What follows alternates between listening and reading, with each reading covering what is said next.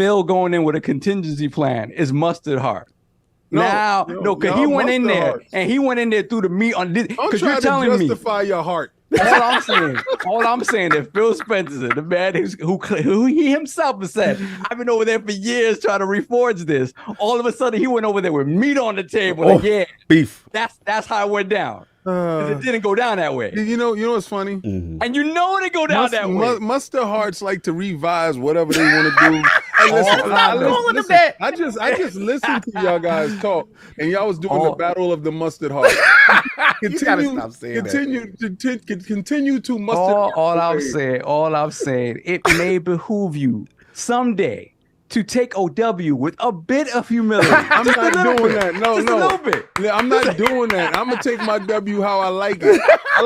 I like my W with a little sauce on it. That's fine. And if you don't like my W's, hey, turn around and look at them. But your L's are slathered in mustard. Slathered in mustard. It's beautiful, but only thing you do remember is these wins. Oh my God. So let King go so that he could basically reiterate what I say and try to say basically obliterate and try to say it in a different way that makes it sound like Phil walked in there with his chest out, because he didn't do that. I'm gonna show you where you're wrong.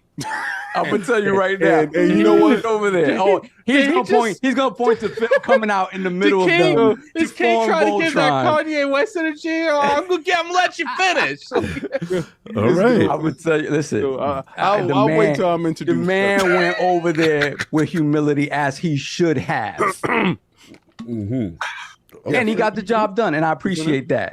He ain't go in there swinging no. He wasn't throwing haymakers. How you know? He didn't do that. How you know? He didn't do that. He was in the room. So how you know he did? How you know he did? Listen, I know what I saw. Oh, here we go. You know what it was? My man ain't had no mustard heart entrance. This is King making inferences from pictures.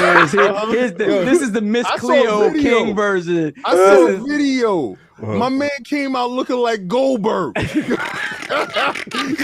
came out. This is why I broke his head. He came out. You can't front. When they had the smoke and electricity and the lights, and he came out the hole. Hold on. Corey Tidwell, $2 Super Chat. He said Phil went to Japan and threw Kong on the table. Do not associate me with Phil and his meat, please. He threw the meat on the table. Oh my God! All right, I'm done. I'll let All you right, go now. No doubt. Look, we got to get to it. You know what we're here for, King. Yeah. You know, obviously the discussion last week was very prophetic because we did talk about Square Enix, and you had some very strong proclamations. You had a bend the knee. I will say I went from 0% chance of that happening to like a 15 now. we got to give King his flowers. We all looked at him again like we always do when he makes bold proclamations sometimes. Like, yo, that's wild. He really saying this, like acquisition of Square Enix without any information, and then boom. And who shows up on stage? Like, King, I gotta what is going through your mind right now when you see Phil Spencer on stage with Square Enix heads talking about this relationship? And let's be clear, this relationship has been rocky and inconsistent at best for the last couple of years. So what do you make of this? And do you still stand on your theory that there's more to come? Let's go. Check it out. The only thing that's been rocky and inconsistent was the old CEO. Money was on the table. This is before the ABK deal. Mm-hmm. Money was on the table. Yo, listen, we want to do this. We want to do that. We want to purchase this. And it was a deal in place. Microsoft came back to the table. CEO like, nah, we need more bread on that. Mm-hmm. Like, it's not like you saw somebody wallet before they left and they came back and you raised the price. Man. So that's where the talks was breaking down. Then ABK became available, and they was like, let's go handle that real quick. We can double back on these dudes. Because there was a point in time where tons of Square Enix games was showing up on Game Pass. That is true. And nobody thought that you would get any of the Kingdom Hearts series on Game Pass. Like all of them showed up, and then all these obscure Final Fantasy games started showing up. And we was like, "Yo, what's going on with this relationship? Where they going with it?" Well, come to find out, when the ABK information came out, the stuff that Sony did not want you to see, somebody had a whole dossier. They had a that is true. They pulled out this is the Square folder, like. And in that folder, they had everything, all the ins and outs, and they were approved for purchase. Like this is the higher up said, yeah, we see what y'all doing. We like that. We purchased them. Okay. So that information is there. So we're trying to figure it out like, oh, snap. All right. So the double back happened. So what happened? What do you think happened? Double back. Wrong. So as soon as this ABK, the ABK deal is done. Oh, ABK. These dudes is over there. They feel like, all right, back on the grind. Grind never stops when you're a hustler. Grind never stops. So he was like, all right, back to what I was talking about. Back to my regularly scheduled program. Went right over back to Japan. New CEO in place. Forget the gentleman, Kiryu, and the former. He took over from what's his name, Yosuke Masada. So he stepped down as president. And then Takashi Kiryu is now the new president. And I believe the timing was very interesting in conjunction to this announcement. Because I believe it's the new CEO started in June and Final Fantasy 14 on Xbox announced in July.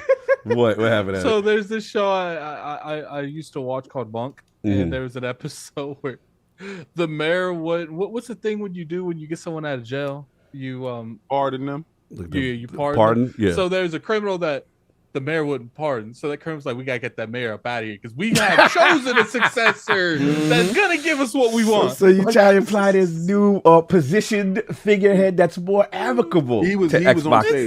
He was on stage. He was on stage. It's like we can't buy the company, so we're gonna buy the leadership. They put a new guy that's a little bit more agreeable in place. No, I don't even think what you're saying is factual. What you think? What you think? I'm just joking. I don't think that they will. I don't think they literally went in there and said we're gonna give you a paycheck to get something done. That's the mustard heart version of it. But let me give you the real version of it. Lord.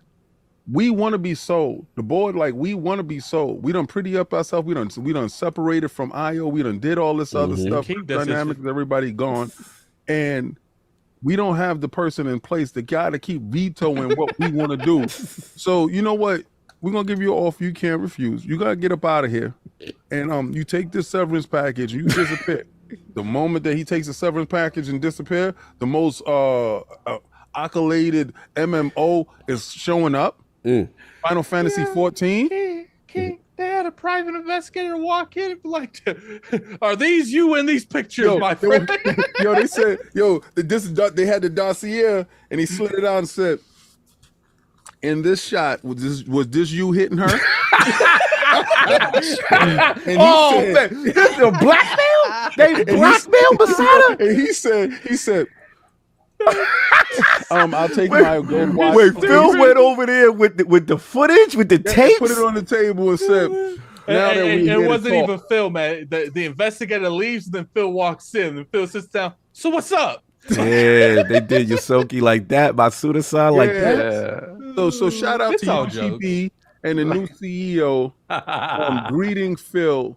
If y'all look at the picture when they all holding hands with the kumbaya. Yes. Iconic. They had to show you on the stage. This is real. This is happening. Got props for days. I said something about lifting something out of an envelope, and King so happened to have an envelope here. Listen, I'm about that life. I'm about this podcasting life. If you call it, I got it. But the thing about it is, Phil is ready. He's not about going to Japan and playing around and having drinks and not making moves. He's there to make moves. He came out of the wrestler's tunnel, people to a rousing applause. So we're gonna have, all right, to hell with all the mustard heart talk. Everything's showing up, B. Everything? Oh, everything is showing up. Everything. Final Fantasy remake. Are you saying that a bag? You saying a bag wasn't involved in any of this? Listen. Money's always involved in everything. That's what I said. No. You said it in a mustard-hearted way. Why no mustard-hearted way? Y'all saying the same thing. The exact same thing. Nah. Not like how you talking though. Like how you. He went there and spent money. Listen. This is the bag. Everything's coming. Addict, watch this, right? Watch when that ABK deal is complete. Who's next? Everybody keep yelling out Sega. No, Sega next in line. there was a dossier, bro. Like if you go into the FBI department and you have his face is on the wall. They have a folder with your face on it. Yo, imagine that next time, like you go into that thing and ABK goes in there. He's like, "Yo, why is there an X over our logo?" Oh, because we got you. No, look, like the dossier. If you go into the FBI agent's office and your face is on a folder, start getting your affairs in order. Get your affairs in order. Is coming around you up, bro. They're about to snipe you. They're about to pick you up. You about to get got. They got information on yo. Do you find this weird? This is not weird. This is not coincidence. The next people they pick up is Square. The next they gonna go buy them outright. Whatever's gonna happen is gonna happen. So if you have those little contracts in the background, and Final Fantasy can never make it, well, we buy you, and guess what's gonna happen? What I love about Phil Dominus Maximus really is Spencer, first of his name. Who did that for you, King? Who did that for y'all? Who when y'all boot up that Final Fantasy? I played Final Fantasy on my PlayStation. I mean, the service was trash, but this guy said, I want this because, like Addict said, this is gonna give me the most visibility. I don't want a one and done. I want something that's gonna last in perpetuity. That Final Fantasy is associated with this console. So once I get the millions of MMO players over here to check that out and have that curiosity, then we're going to release the hounds on them. When they purchase Square, I just want y'all all to come back here and just give me my flowers. I told y'all a week before it happened what was going to happen. Then y'all saw like on a Thursday, like Phil is outside. He's holding hands on the stage. And all PlayStation dudes, we don't really like 14 anyway. Shut up. I'm so tired. I'm so tired of you hold everything cherished to your heart. And what Phil is doing is he's little by little removing all the cards out of your hand. He's playing the best hand of Yu-Gi-Oh! I've ever seen in my life, my guy. And soon as he put that death card down, you know that card that you can't move left and you can't move right, and that dragon come out and nothing that you do is ever gonna stop it. That's when y'all become an app. And my app prediction for you guys is happening every day. And it's accelerated. They coming for this, King. They coming for this. Yo, I just had to put on the crown because y'all forget who I am sometimes. Y'all forget who the hell I am. And y'all out here, King is talking out his butt. Yeah, but my butt spit facts. So it was an all natural situation, is the way you. Oh, it was all natty all day on you. And Phil went over there and said, I want you. And I'm gonna have you.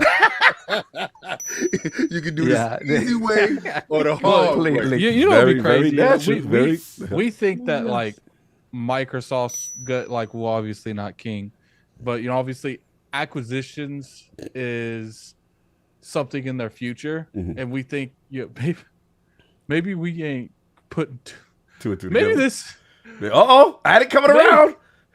Maybe they ain't just going for Sega. They ain't just going. Maybe they going for the whole street. This is the thing, though, right?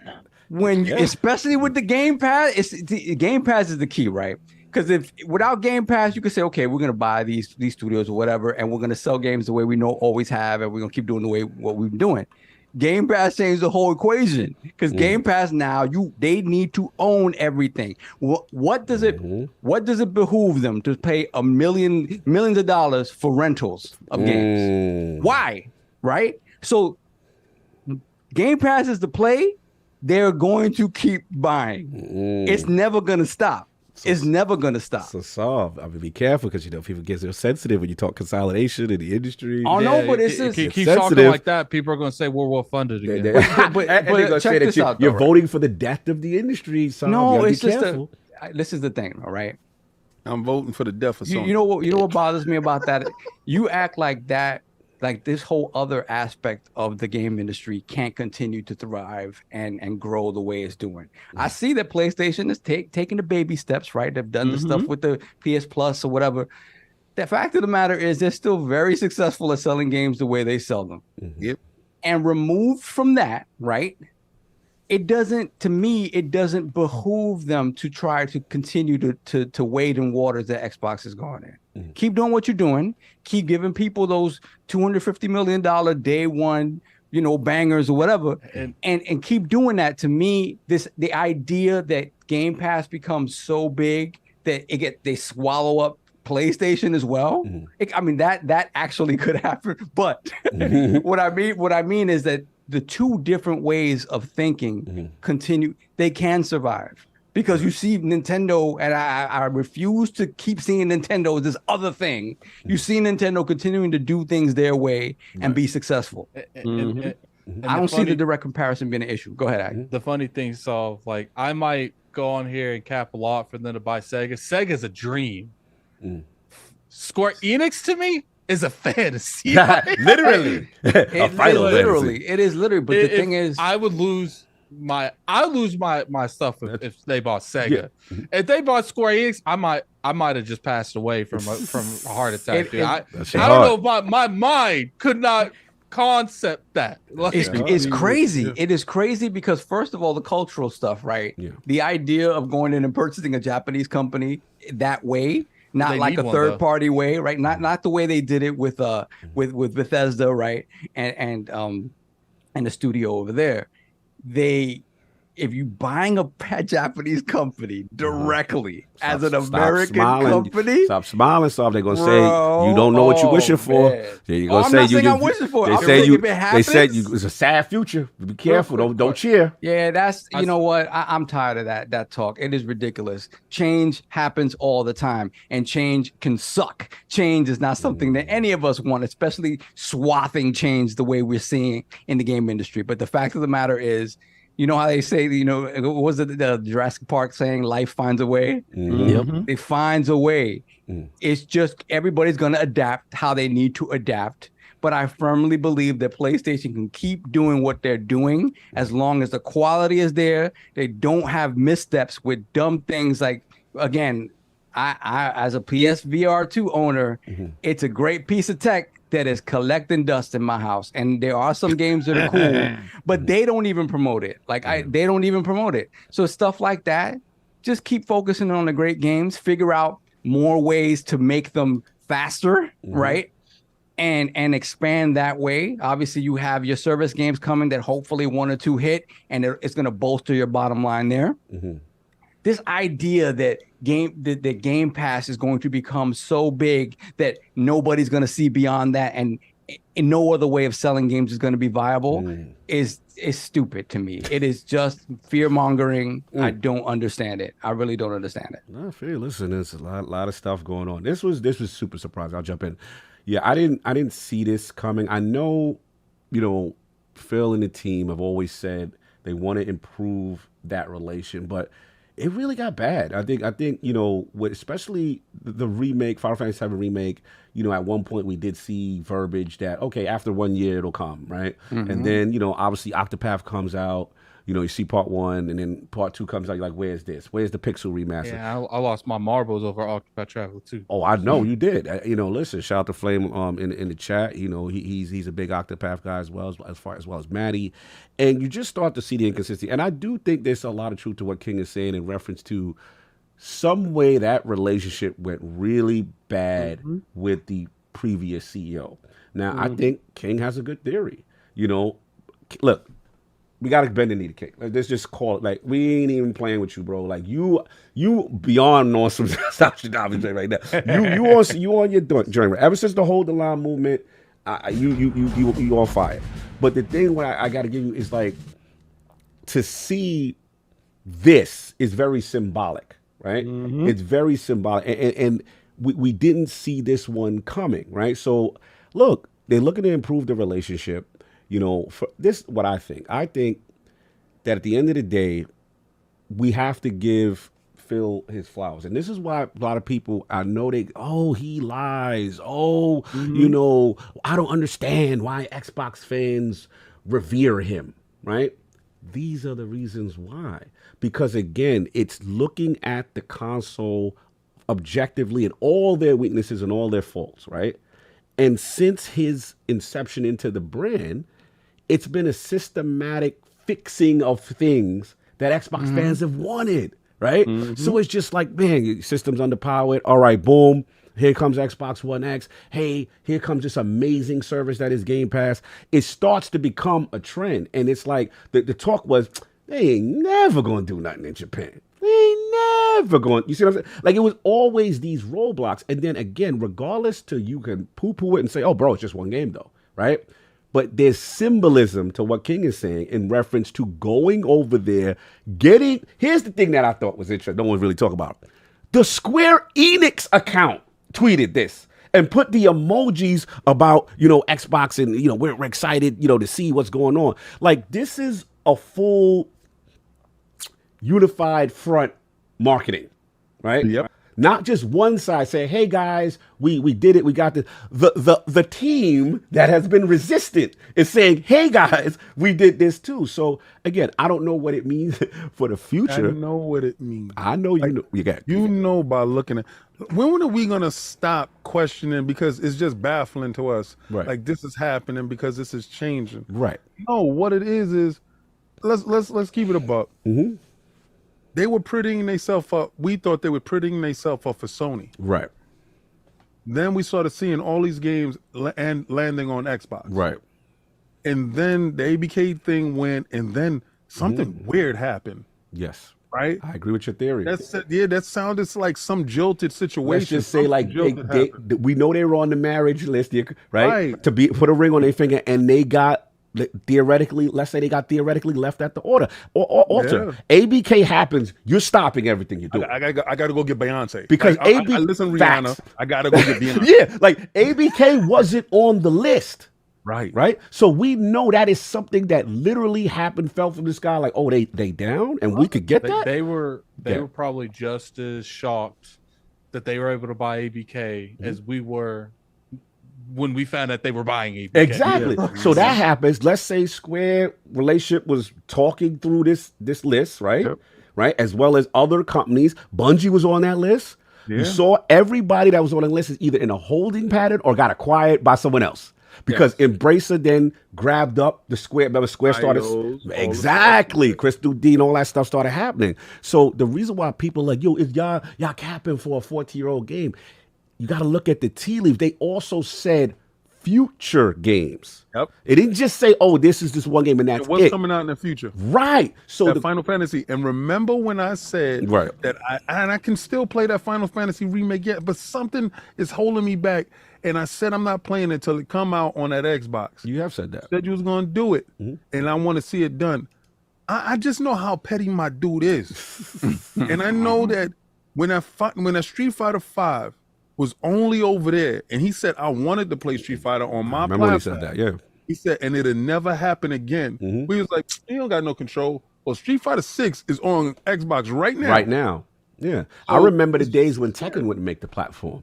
He was like, that's again, this is why he is revered by Xbox fans. Like, every issue, for the most, there's still a lot of stuff, but you can't take away the course correction during his regime. You can't take that away from him. And you can't take away Game Pass. So again, there's always going to be ups and downs. But if you look at the resume objectively, it is very impressive what he's doing to try to turn the brand around. You cannot take that away from him.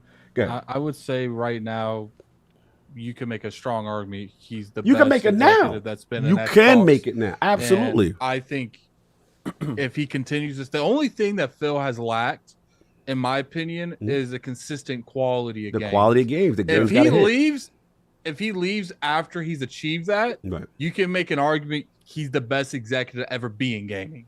Yeah. If he's able to achieve that, if if Starfield comes out and it's a hit, Fable comes out, because I consider, even though let's say he retires in 2 years, even at 2 years, I would still give him stuff like Fable, because the majority, it's like we said, like the Don Matrick era, the Phil Spencer era, like even after he leaves, those first couple games is still going to be under what his leadership was. And if he can self-correct, and people get like this twisted, like he has had good games in his era, like, but for every great game like a Gears 5, it's been something that was underwhelming, like a Redfall. Absolutely. And I think that is the biggest thing that's holding him from being like one of the best for gaming executives ever. For me, I know King's gonna be mad.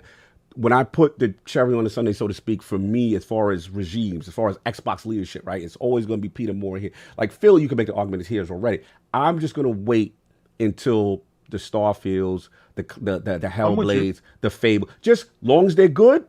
If they come out and they're good, then that's his class of 2018.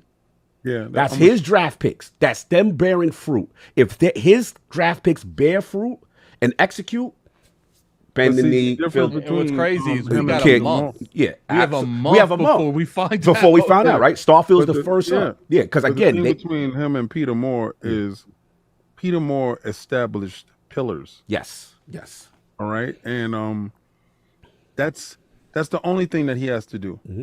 You know, he established platforms. He made Xbox a brand that you can stand behind, right? Game Pass. He's done these things. But at the end of the day, like Attic and like you, Saab, Web, Dave, it's about them games. And if those games don't hit, then he ain't gonna hit. So he gotta land those games. So Starfield's gonna land. And I think Starfield starts the trend. I think Starfield's game of the year this year anyway. So I think it's gonna be big. I'll just finish up real quick and just say, look, I'm with King. There is a lot of symbolism here. I don't know if this is gonna mean an acquisition, but there is a lot of symbolism here. And he knows that by going on stage with Yoshi P and getting that deal done, as well as looks like, future partnership is going to improve. It feels like it's going to improve based on the comments we're seeing from both sides. It's a big deal. And I just harken back to, I want to give them their flowers as far as what they've done in Japan. Shout out to the Queen, Sarah Bond. Took pictures with her. Just saying, Yeah, you're part of the Illuminati. Yeah, because I'm part of the Illuminati, whatever. But because I like to celebrate people in gaming and actually do things and, that I meet. But anyway, all jokes aside. But I do think that they have been on a mission since the Tokyo Game Shows the last 2-3 years to continue to make the groundwork, to put in the work to improve that. And you like to see it. And that as a person who enjoys playing on the platform, these are those missing things, these deficits that they're trying to prove. I just want to get Dave's real quick thought on hierarchy as far as, then we move on. As far as Phil's, leadership, and as far as his tenure at Xbox, like, what do you see? Because I know there's a lot of criticism sometimes, and rightfully so. We saw the Redfall stuff. We saw some things that during the regime, like, yo, what's going on 2022? How you didn't, first party games, whatever. But like, now that you're looking at this, where we sit now, and then for the future, where do you have him in Xbox hierarchy, so to speak?